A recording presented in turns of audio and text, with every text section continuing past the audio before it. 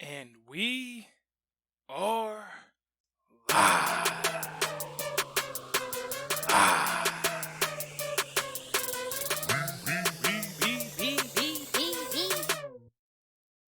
We want the gold, sucker.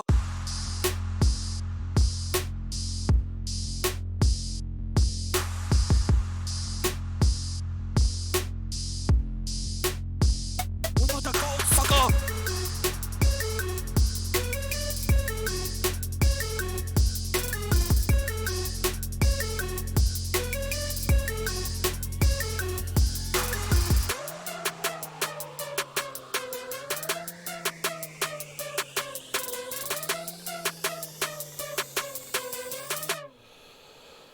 What's going on? It's your boy Sage the Mark. It's Real Wrestling Podcast. I'm sitting here. I know I'm a little late today for all the live listeners, and I apologize. I was just sitting here trying to tinker with the audio and get things ready because I got some exciting news that I want to share with everyone. Some exciting news, but I can't share it because it's not completely finalized. But by the time we speak again, I promise things will be finalized. It will be hyped. It'll be ready. Y'all are not going to want to miss it. So before we get started into this week's of wrestling, please be sure to hit us up on Twitter at RealWrestleCast on Twitter. If you're on the gram, hit us up with the gram at Real Wrestling Podcast, all spelled out. We're also on YouTube, youtube.com/C/IRWP. I think that's what it is. Yeah, I'm pretty sure it's what it is. If it's not, just search It's Real Wrestling Podcast and you'll find us. We're like the number one of that tag or whatever you want to call it. Speaking of YouTube, if you guys don't know already, we are running a contest, our SummerSlam contest. And it's really simple for you to get in there. Our goal right now is to get 1,000 subscribers by the end of the year. That is our goal. But for our SummerSlam, we're trying to catch up for the first 6 months here. So what we're going to do is from now until SummerSlam, we have a contest going on where all you have to do is like, subscribe to our YouTube channel. And in the comments section of any one of our videos, use the hashtag JOBBERS, Jobbers, and you'll automatically be entered in. If we can get 500 subscribers by SummerSlam, the end or the conclusion of SummerSlam, we will be giving away a $50 gift card to Amazon.com. So help us out. Hit that subscribe button. Hit that like button on any of our videos with the hashtag JOBBERS, Jobbers, in the comment section to enter in for your chance. And without further ado, it's time to talk some wrestling, guys. What a week it has been.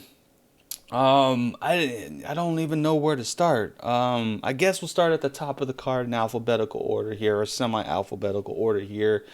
In AEW news, AEW has just dropped a little bit of tidbit to us that their October 2nd,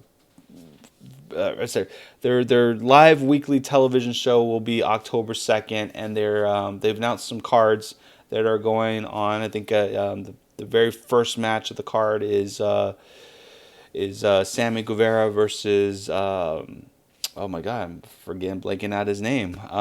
Sammy Guevara versus Cody Rhodes. I should get the slap in the back of the head for that one.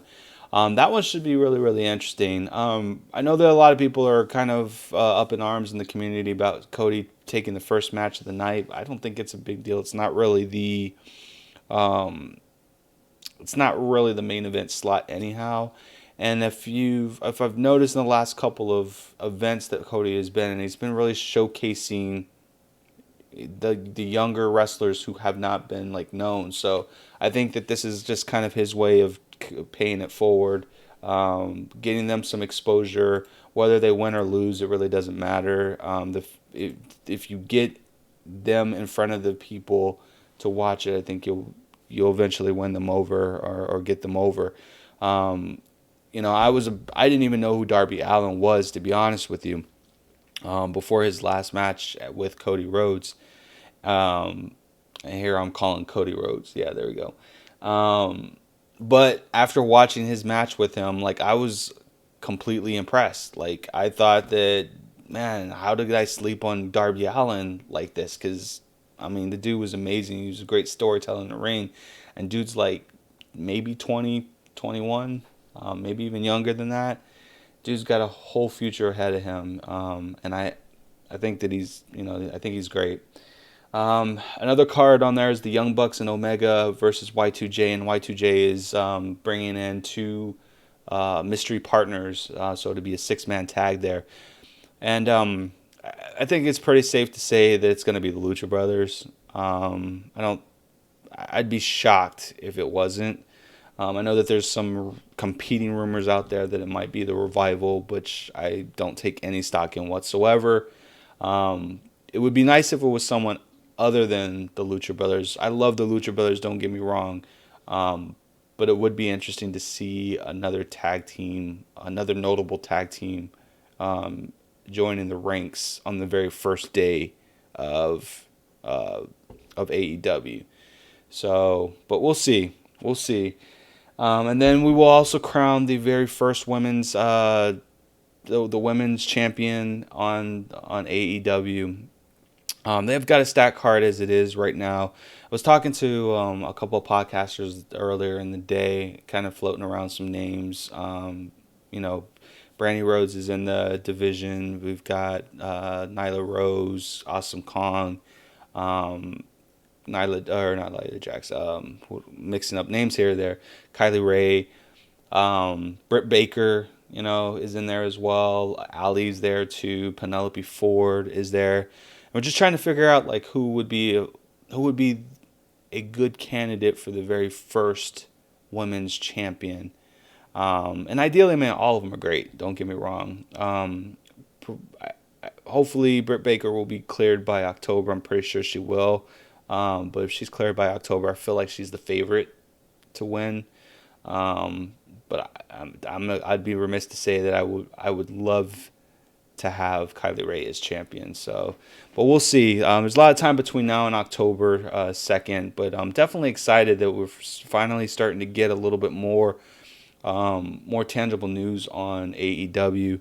I'm really trying to figure out what they're going to name the actual show, because in case I'm mistaken, I don't think we have like what their show name is going to be.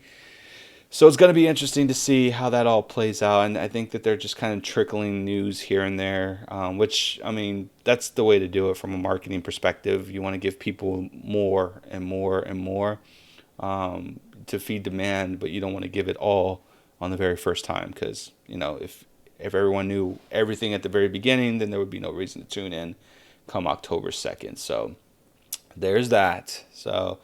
but yeah, definitely looking forward to AEW. G1 Classic's going on right now. I am not really fully versed to talk about G1, but I will say that I have seen some clips of some matches going on there. Kuchiki Okada, I always can't pronounce his first name, but he's doing very well in there. That's my boy, the Rainmaker.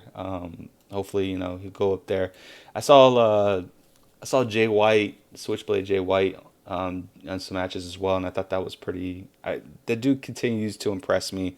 I was worried about the way when they brought him along and how he was going to fit in, but dude knows what he's doing, and he's killing it. So I'm secretly hoping that he ends up winning the entire tournament. I think that would be pretty awesome. But hopefully I'll have somebody on next week and we could talk G1 more in depth, and I'll definitely get a bit more versed in that.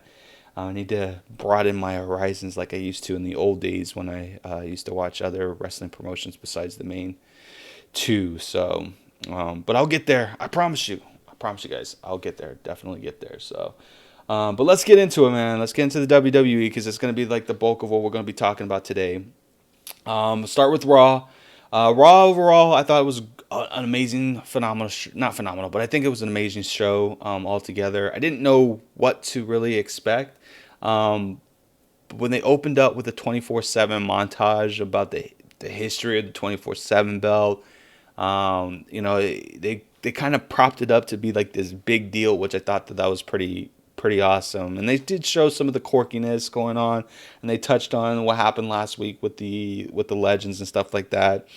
And that was pretty interesting. And then all of a sudden we get an announcement that there's going to be a one-on-one match. They call it some kooky type of match. I can't remember what it is. Some kind of like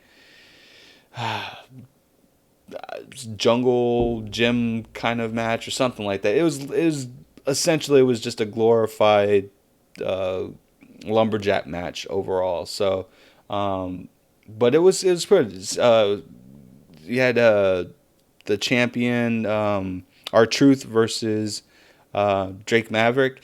And this kind of felt like it was kind of the conclusion of their storyline. That's kind of the feel and take that I got from this particular match. And it was a good match. Lasted a good while. A lot of good back and forth. But ultimately R-Truth won, which was pretty cool. And R-Truth did like an over celebration. I think that he had forgot about the rules, after the bell rings and the match is won.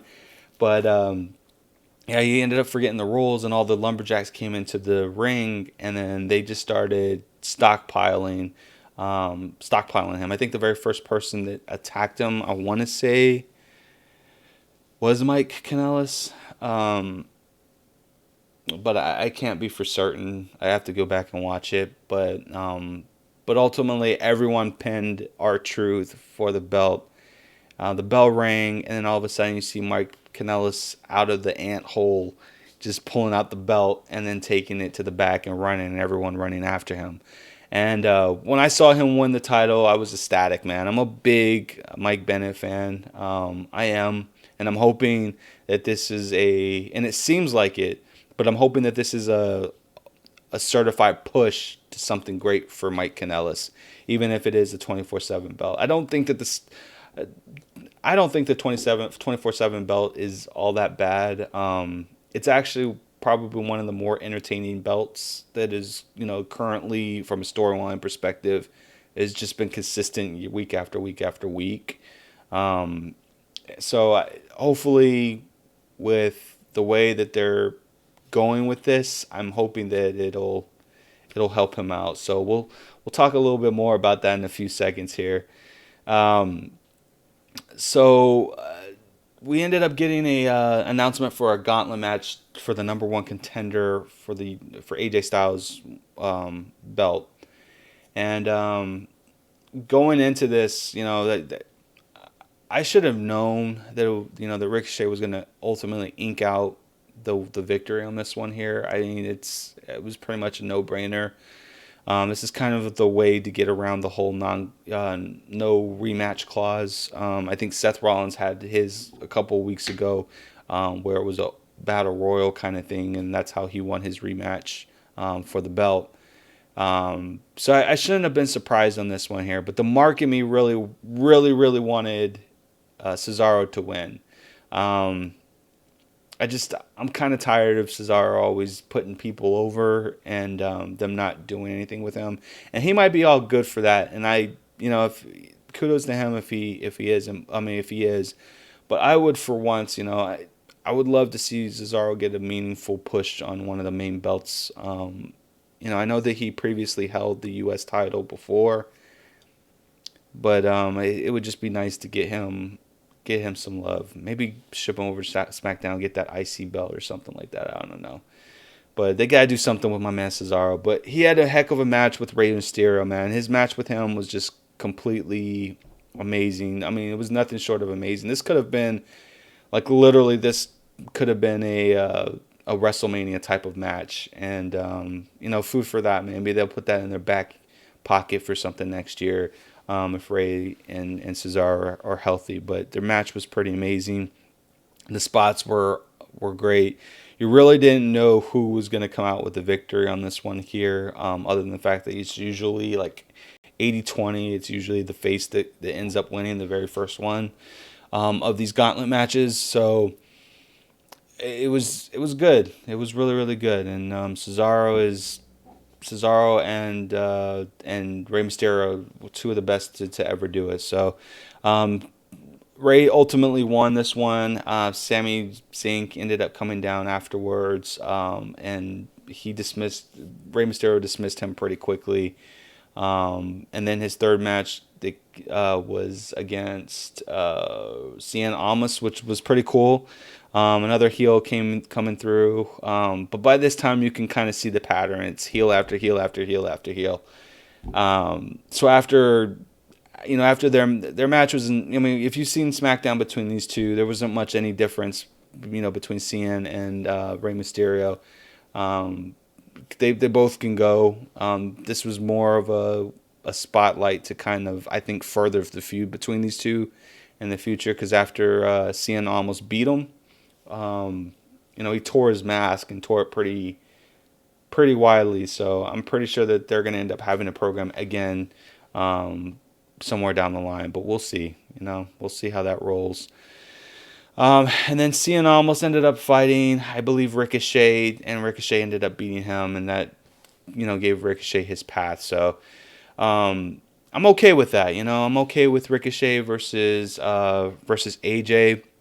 Throughout this match, you actually saw AJ kind of looking on, and watching the match as it goes.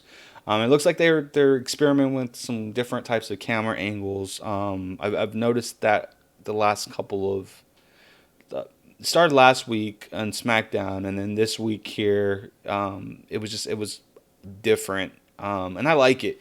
Like I said, if you're willing to try something new and something different, like, I would commend you for that, even if it's something that's terrible, which we'll talk about later when we get to SmackDown. But I will never I'll never crap on you for trying something different. I think that it's important that you try and see what works. Like, if you try to honestly try something that works, even if it's something as subtle as the camera angles. Didn't like the electric chair. I'm just gonna say that. Didn't like the electric chair. But I commend them for trying something new and something different and seeing if it sticks to the wall. I mean, that's ultimately what you got to do. You got to throw it to the wall. If it sticks, it sticks. And if it doesn't, then you try something new. And that's how you keep your fans continuously engaged in it. So from this point on, I think that we ended up getting a backstage segment with Maria Kanellis. Everyone basically chased Mike Kanellis into one of the rooms.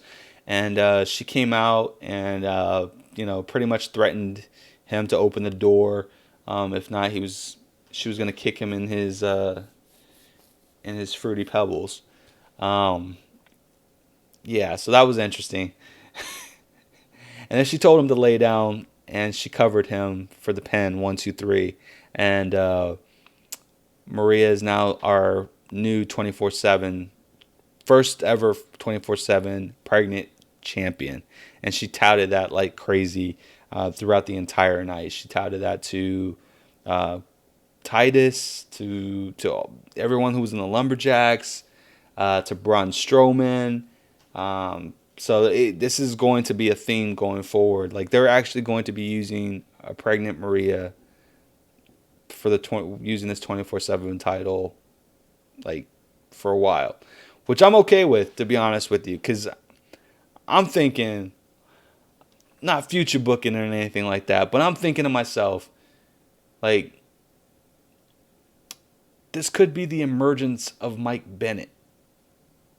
Like, he can finally, like, he might get to the point where he actually mans up and takes control and pins her and gets that 1, 2, 3 and gets the belt and then says, "Look at here." I don't want to say that because then it's kind of, I mean, it's wrestling. "Look at here. I'm in control of my own destiny, not you.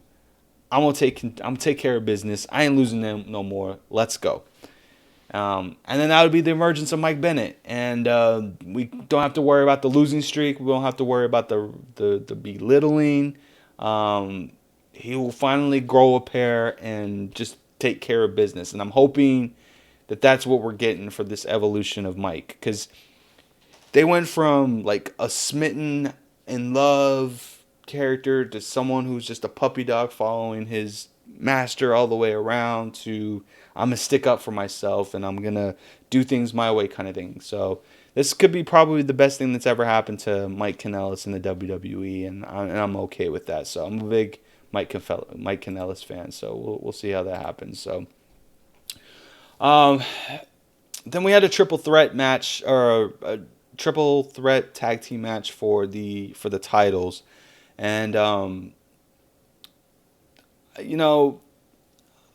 I get everyone's argument about the Usos and Jimmy fighting after he was popped for a DUI the previous week.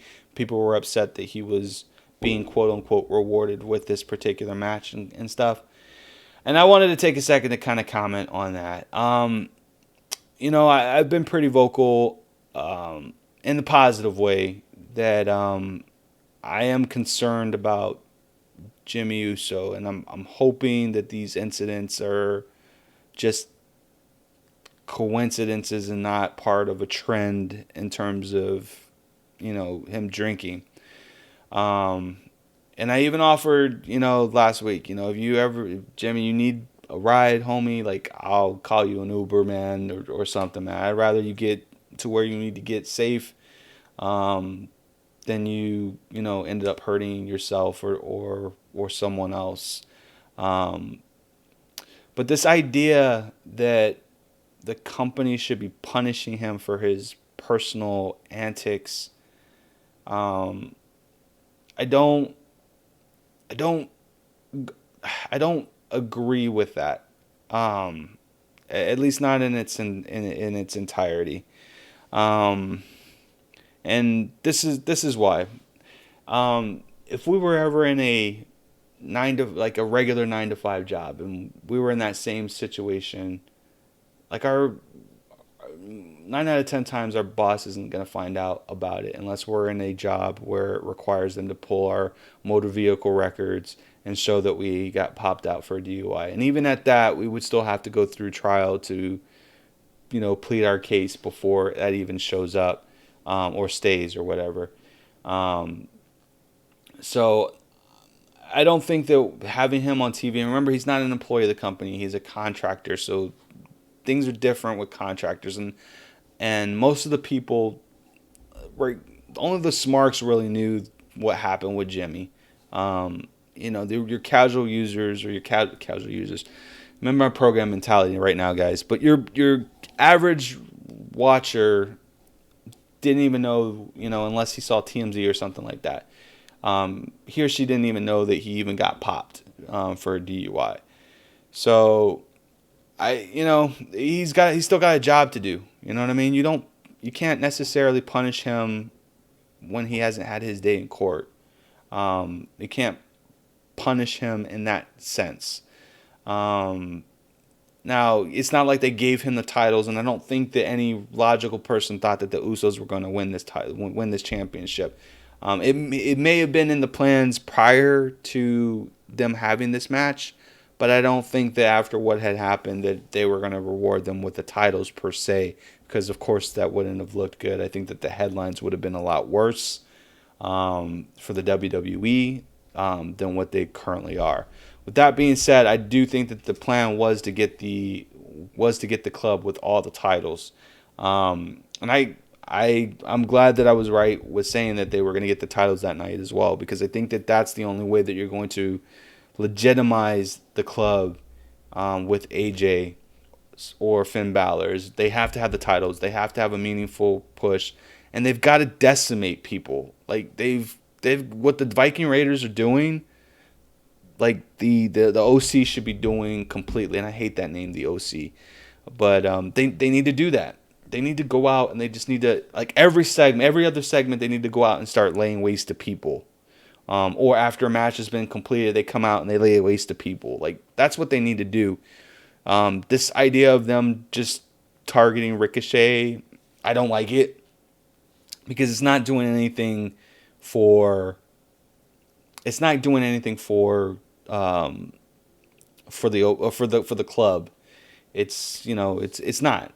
So they need to fix that dynamic. Give them a little bit more purpose, in my opinion, is what I would like to see. So, Moving on, we saw Becky Lynch backstage, not a backstage, but a pre-show segment of Becky coming out to an empty ring where Natalya was practicing with Fit Finlay to reverse the disarm her, and Becky comes out, takes out Fit Finlay, and then goes after Natalya and puts her in the bar, in the disarmer.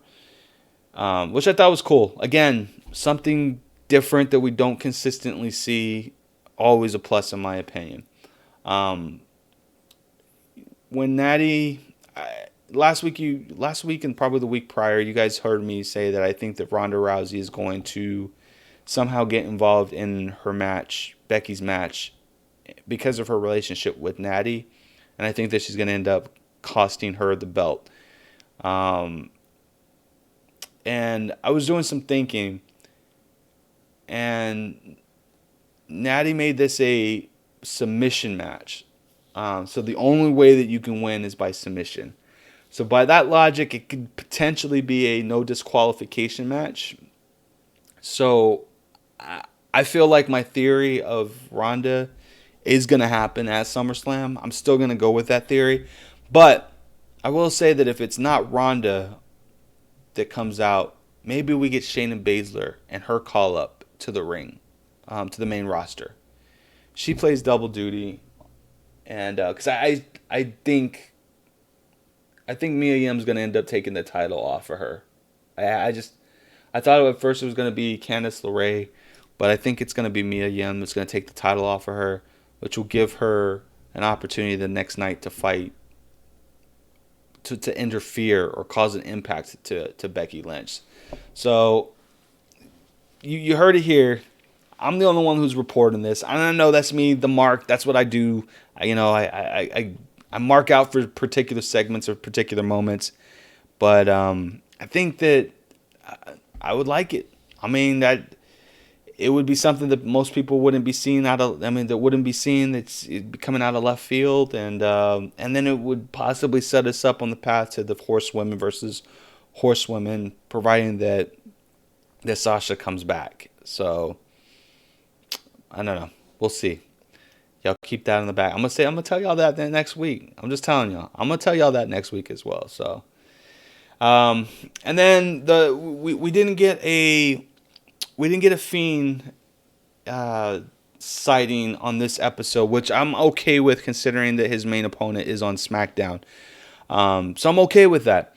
But instead, we got Brock Lesnar interrupting Dolph Ziggler versus Seth Rollins for their match, and I heard that music hit. I think I was like drinking some water or eating some food, and I heard his music hit, and I was like, man, last week I said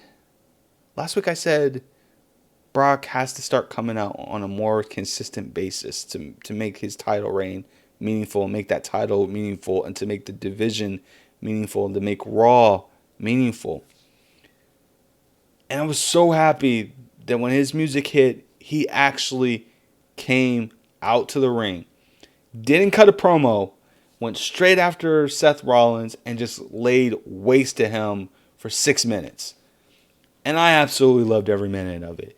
That this is what Raw needed. Like, this is what if you're going to reward him as champion and him as unbeatable beast, then we need to see that unbeatable beast on a consistent basis. Even if it's once every week or once every 3 weeks, we need to see Brock Lesnar doing something physical on Raw. We get it. He's never going to have a match on Raw.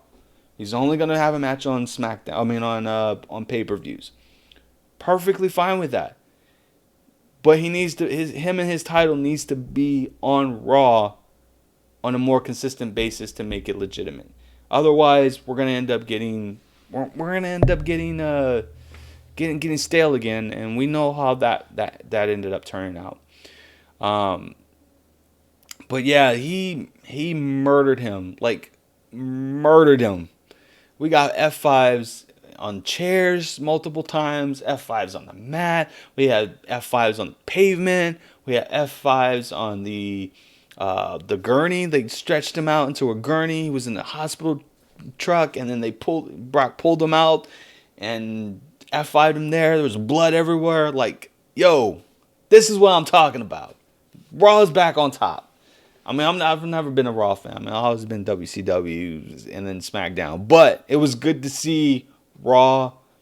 It was good to see Raw. Like, it was definitely good to see Raw. So, that was definitely probably my second highlight of the night. My first highlight of the night, and I didn't even mention it, is because I was so happy and I wanted to save it for last. But the death of the ads, the stopping the matches, going to commercial, and then restarting the matches is dead. It's done. Finito. We don't have it anymore. It's gone. Yes. Thank you very much. If you knew that the electric chair was bad and you stopped it after the first week, you should have known that this ad thing wasn't working as well. And I'm glad to see that the WWE has decided to reevaluate that and be done with it. Now, I'm okay. Keep in mind, I'm okay if you do this for maybe one match a night. Maybe you do have a 2 out of 3 match with someone, and you do that. I'm perfectly okay with that. But this can't be the norm for every single match or 70% of the matches that you have. It's just it can't be. It's distracting. It's not fun. We can't have it anymore. So kudos to WWE for putting the kibosh on that one. So before we get into SmackDown again, guys, please be sure you hit the like, smash that subscribe button on YouTube.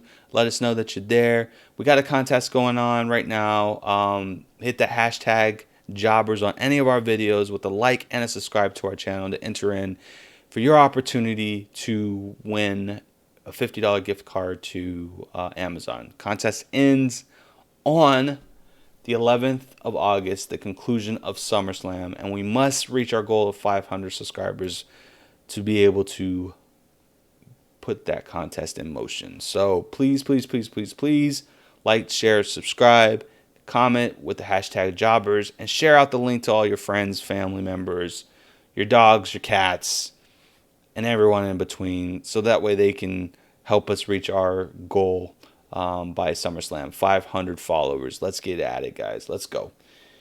SmackDown. Overall, SmackDown was a great show, and like Raw, I like the pacing of the show overall. The one thing the one negative takeaway that I have from this show itself is I just don't really understand what they're doing with Alexa and Nikki right now. It's money every time they're on the screen, and they and they're competing in matches. I just don't know what they're doing. And if WWE thinks that I didn't notice that you cut to a commercial to do 2 matches with Bayley, I noticed that. So it wasn't Bayley, was it? I think it was Bayley.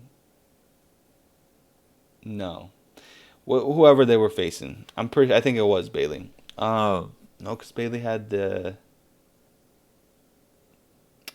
I can't remember. In any event, I noticed it. That shouldn't have happened. I think that might have actually happened on Raw. Yeah, that did happen on Raw. I'm getting my days mixed up, but I digress. Yeah, so that happened on Raw. They cut to commercial, so I did notice that on Raw, guys. So it wasn't the total death of it, but again, like I said, I'm okay with them doing it one time, but not over. On SmackDown, it was Nikki Cross and Alexa versus Bayley and Ember Moon. And that was a pretty solid match overall. Nikki and Alexa ended up inking the victory off of this one here. So, like I said, I don't know what they're going to do with what they're doing with them. Like, I don't know if they're trying to do a storyline between those two, or if they're just kind of having them on the ring because they need some on-screen women outside of the champions, or if they're going to position them for the tag team titles. Like, I don't know.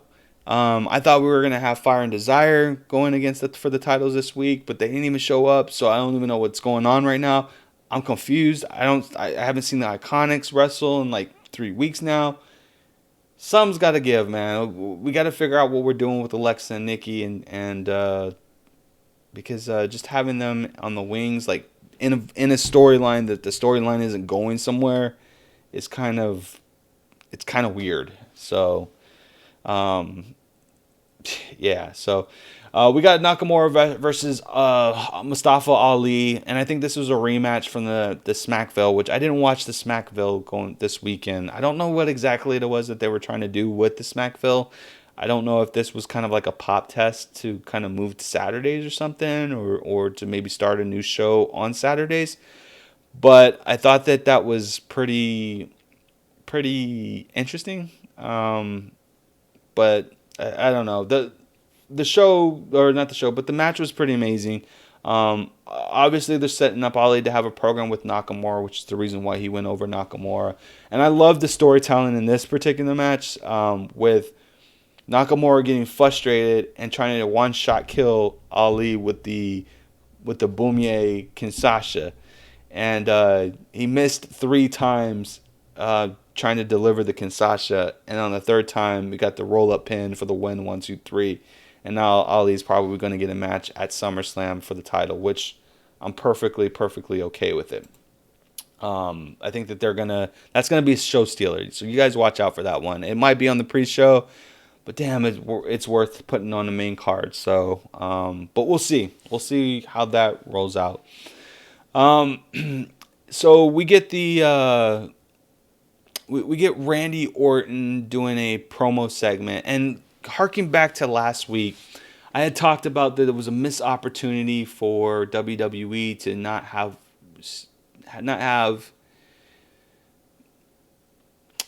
I was gonna say Booker T, not have Kofi Kingston cut a promo on Randy Orton, calling him stupid after he hit the Trouble in Paradise to him during his match with Joe. But WWE more than made up for it with this vignette with Randy Orton this week. It literally outlined their beef and their feud over the years, and with that emphasis, like they had an emphasis on Randy Orton calling Kofi Kingston stupid, and I loved it. I absolutely loved it. And to me, I think it adds to Kofi's legacy and his story.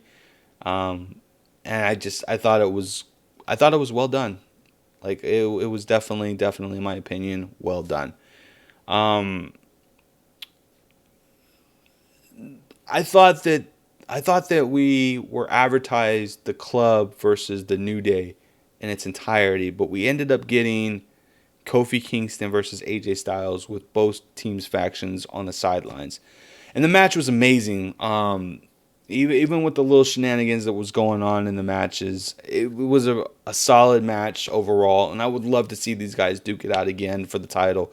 I don't think, like, going back in the records, or my memory banks, I should say, I don't think that I've seen this matchup before. Kofi Kingston versus AJ Styles. And, like, that was evident when Kofi hit the Trouble in Paradise, when AJ tried to hit the Phenomenal Forearm, and it was like perfect. Like, if you want to see a perfect move outside of Mr. Perfect, of course, you got to go see that. That was just Trouble in Paradise. Kofi is just living his best life right now. I don't ever want to see him lose that title, at least not anytime soon. But I don't know. Like, something's bothering me about this Kofi run here. And it's not anything in the negative, per se. I just, like, he's having, like, all these dream matches. And they're all great matches. Like, his match with Joe has been great. His match with AJ was great. His matches with Dolph Ziggler were great. I can't help but to feel that the end is nigh for my boy Kofi Kingston. Like, I feel like they're giving him these matchups because he's going to end up hanging up the boots, calling it quits, retire, become a actual legend. And I'm speculating. Like, I don't have any, like, proof or anything like that. You know, I don't really read the dirt sheets or anything like that. I do listen to some podcasters who may, you know, go through the dirt sheets, and I tell you that this isn't something that's on the dirt sheets now. But I do feel like they're conditioning us to let him go full time. And if that's, you know, indeed the case, man, I'm glad that we were able to experience and bear witness to what Kofi was capable of doing had he been given the reins, you know, sooner. So I mean, if this is Kofi's last run, thank you, Kofi. And I know you don't hear that a lot, man. I know you get overshadowed by everybody else, but man, thank you. Like, thank you for showing us the potential that we could have, you know, if just given the chance to do it. But thank you, man. I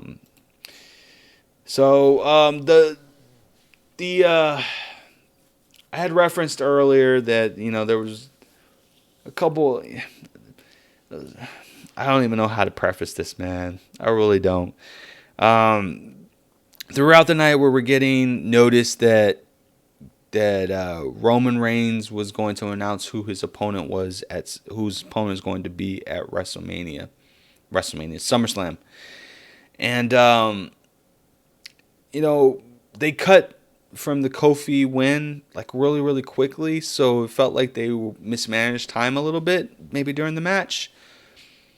But we get Roman going to the back like he's going through the interstate or the he's going through the interviewing stage with Caleb Braxton, like he's heading that way. And again, subtleties. Seeing the back angle of him coming or walking towards the state or walking towards the interviewing area. Camera angles are completely different, which is amazing as well. Subtle differences go a long way. Nothing short of amazing from SmackDown. Should not be surprised. But he's walking over there, and then all of a sudden he passes like a little the rafters, or not the rafters, the what do you call those things? Basically like the staging area. And all of a sudden the staging area comes crashing in on him. And this is probably one of the most funniest parts I have ever seen in my entire life. You could tell that this part of the section was pre-recorded. But the way that they spliced this thing up was just like, it was so obvious, one, that it was pre-recorded, because if you looked closely when the contraption just fell on him, like it showed someone or something that resembled Roman Reigns, like laid out, completely pinned. You know, his hands and arms were pinned, spread out like a bald eagle, and all of a sudden they cut to him being right on the side of the contraption and saying, "Oh, I'm okay, like, don't touch me, I'm okay." And he just walks away without a bruise, without a scratch, like nothing. Like, I'm thinking to myself, yo, they must have done this because they were short on time. That's to me, that's the only explanation of this entire thing, is that they were just pressed for time, so they ended up having to cut it. But if you go back and you watch the 2 seconds before he gets up, quote unquote, you could see like he was just completely, something or someone was like completely pinned, bald eagle spread out, you know. So I thought that was just like crazy. Man, I think I rewinded that segment like 5 or 6 times. I was like, man, there was just no way that I could believe that he really got pinned on this one here. But you know, that's what happens, man. That's what happens. So, but overall, good week of wrestling. Definitely enjoyed SmackDown. Raw surprised me out of the gate. You know, we got a slight Fiend sighting on SmackDown with a vignette from the Firefly Funhouse, which was great as well. but yeah, keep if they continue with these small subtleties, it's gonna be great. So next week we'll talk about the go home shows for all three: Raw, SmackDown, and NXT. Definitely we'll get caught up on NXT by next week, so that way I sound knowledgeable when it comes to NXT. I definitely am interested in the Io Shirai's character evolution. So that's going to be kind of interesting to talk about. So I'll talk about that next week. So that being said, let's get outside of the ring because, man, there's some things I don't know where I want to start here. Let me see. So this past weekend, I had an opportunity to take my girls to go see The Lion King. And I was thinking to myself, like, I saw The Lion King probably about 20 years ago when I was like in 6th grade, 5th or 6th grade. I think I was in 6th grade. And man, I absolutely love that movie. Like, to me, it's definitely top 3. Little Mermaid, from a Disney perspective, let me preface that. Little Mermaid is number 1 for me. And then it would probably be The Lion King, and then I think Aladdin. Yeah, I think Aladdin would be my number 3.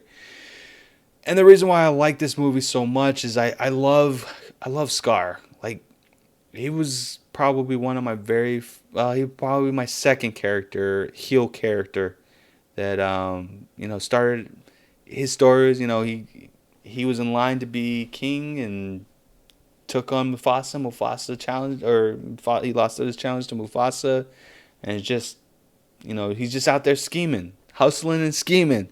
I mean, you gotta respect that. You gotta respect that hustle, man. Ursula had that hustle too. That's why she's my number 1. But yeah, like Scar is just like, it was great. So when they started to show like little bits and clips of the movie before it was actually released, I was completely not on board with this movie at all. I didn't like the way Scar looked. He had no black mane at all. Not even a slither of black mane at all on any of the stills that they showed, or any of the videos or trailers that they showed, for that matter. So I was like, man, I feel bad taking my kids to see something like this, and it's just not gonna give a representation of my boy, my character. But last week, and I think I might have mentioned this on the cast.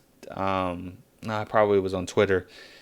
They cut a promo during wrestling with Scar and telling the hyenas to be prepared.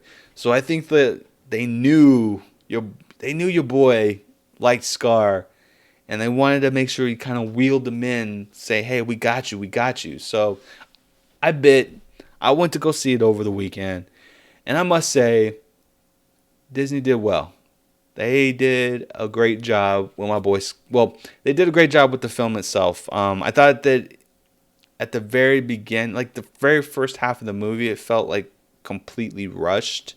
Like they cut out certain segments of the movie. I mean, the cartoon versus the animated movie versus the live action.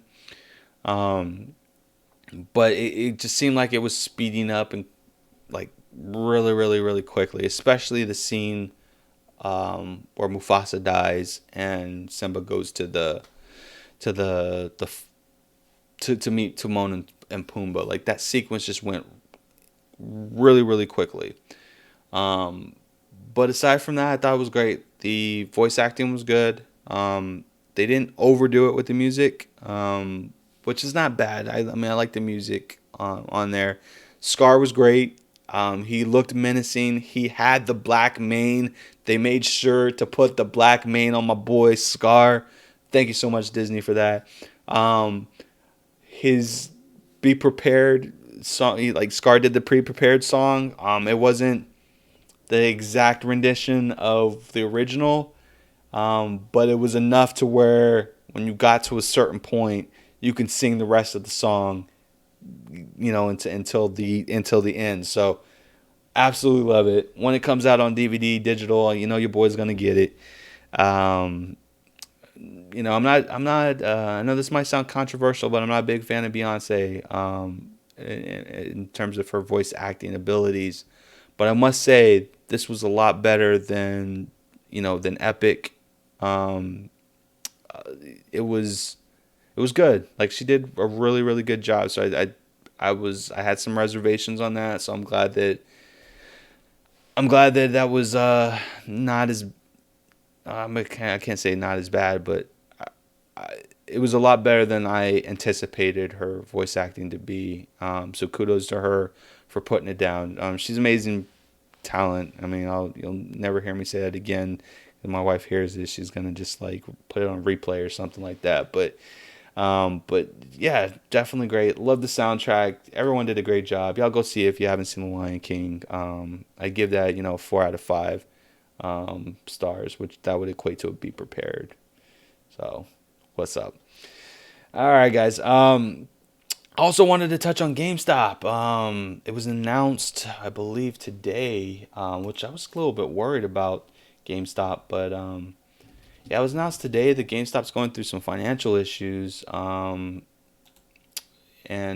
stock prices taking a bit of a tumble. Is down 4.5, a little over 4.5% this week, 3.84 to be exact.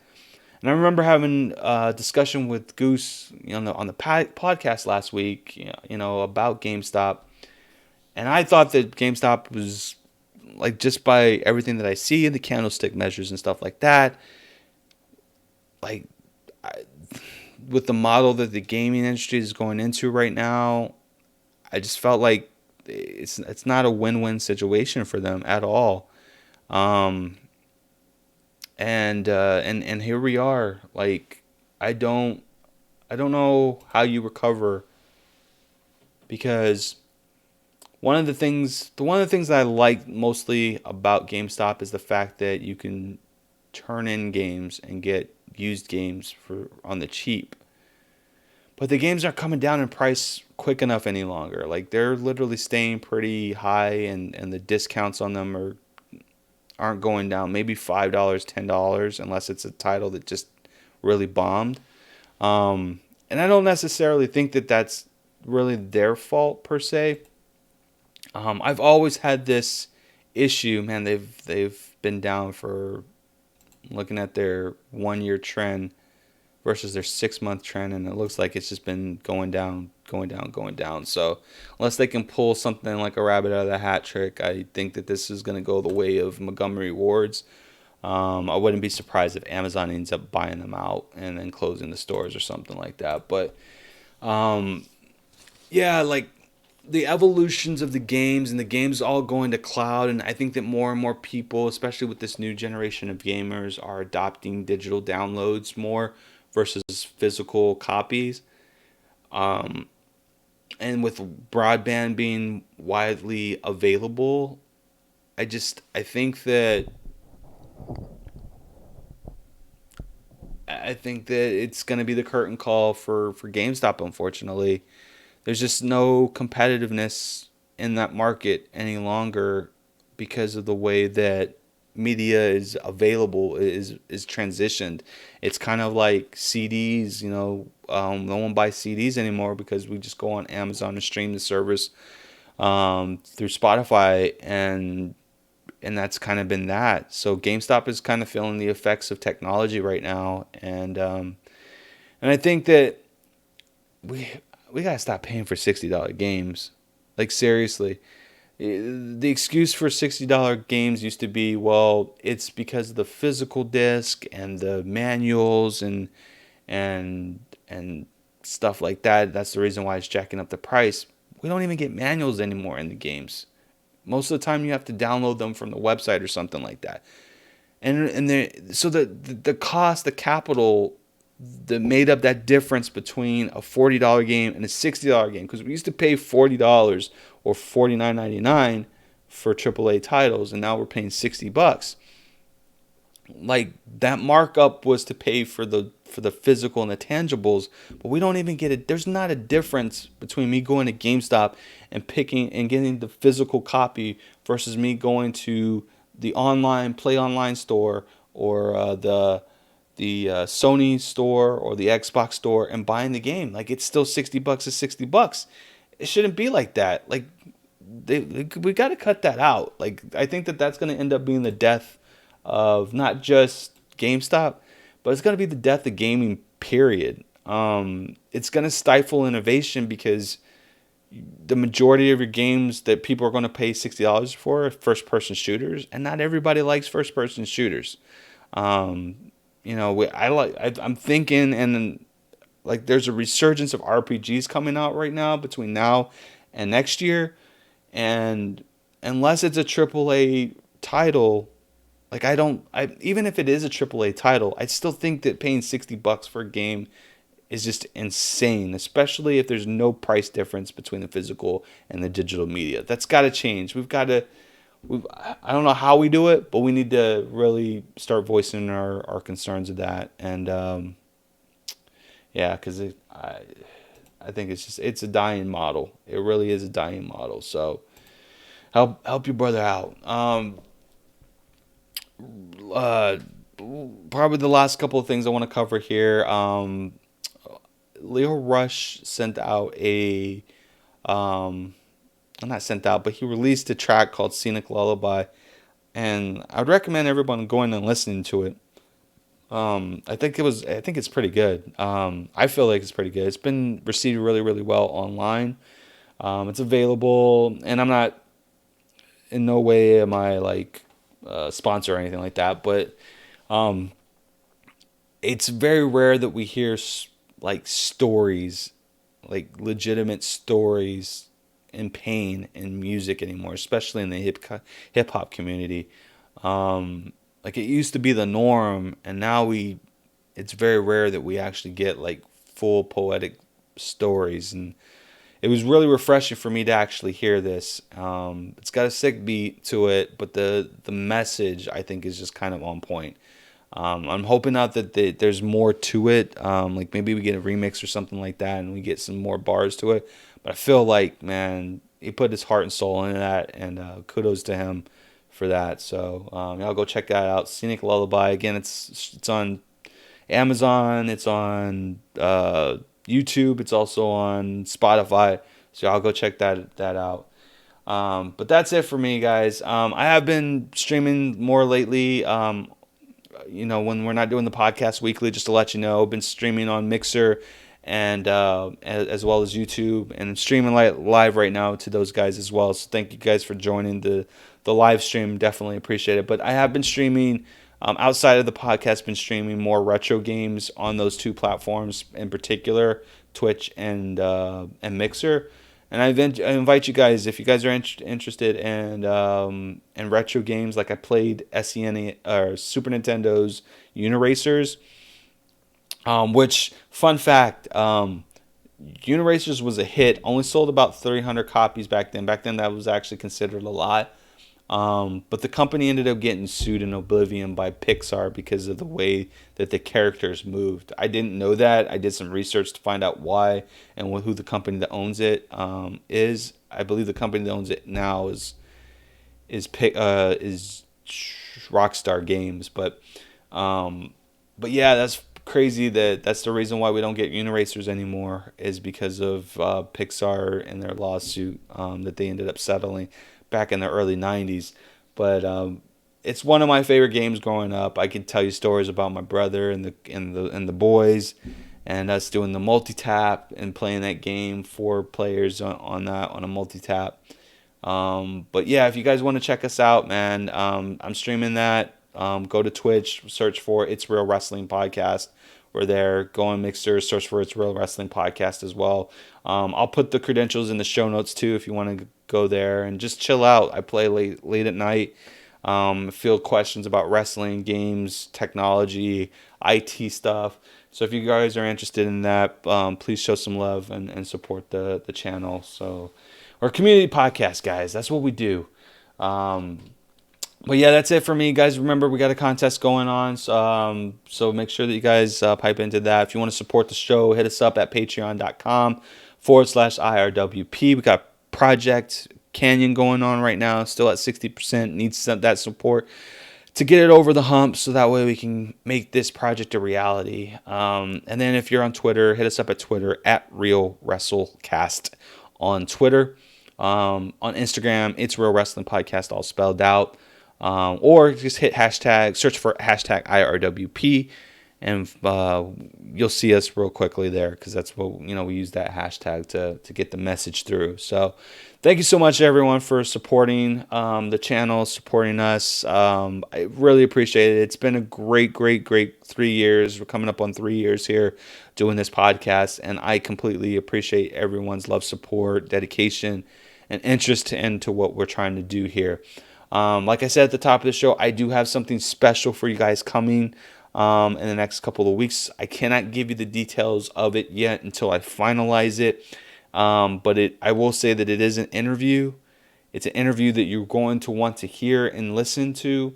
I'm really stoked and excited that we were able to get this interview. So please make sure you like, subscribe, put that bell notification on. It's Real Wrestling Podcast. That's what we do here. Y'all know the drill. Keep it real.